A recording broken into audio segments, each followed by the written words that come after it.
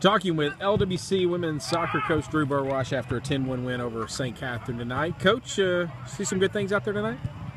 I did. There were times where we played extremely well. We had some great movement off the ball. We released the ball on time. We stayed connected throughout the midfield and their front runners, and they were very difficult to handle. So those are things that we've been working on, and tonight they kind of came into play, and it was nice to see, in the first half that we were rewarded for some of the movement that we had, and we scored some really good goals. So I think that's important as we go forward to continue to work on that. Obviously, there were some lack of focus along the way at times that are things we need to clean up, but that's something that we'll continue to work on. Obviously, St. Catharine isn't of the quality of some of the teams that you face this year playing the schedule that you play.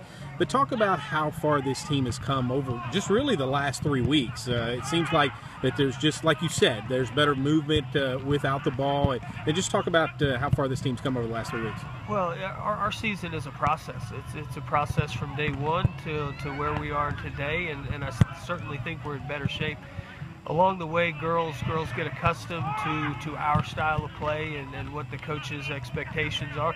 But also, we've got a lot of young players too that are learning different personnel within the team. So it's, from that standpoint, it's every day we're trying to get better in each and every way. Today was a day that we were working on some different things that, in the second half when Emma came back in the game, and she made some great runs for us, and we played some very good balls, and we got some great service from the flanks and quality runs in the middle and timely finishing. So those are exciting things to see, that the things that you do work on and the comments that you make and the strategy that you're trying to put together, that when we do execute on a high level, we get rewarded for it. So those are the exciting things, and I think for the most part we work pretty hard, and that's going to be extremely important. As this next week we've got we take a little California trip, and we've got two more huge games for us that we've got to prepare ourselves for. I was going to get ready to ask you about that. You've already played Georgetown, who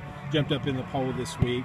You're playing Campbellsville on down the line, so there are ranked teams within the Mid-South Conference, but you step outside of conference this week with your trip to Cali, taking on Vanguard and Westmont. It's got to excite you to bring or go into those games where you're at, and I guess it's more of a test to see how far this team's come.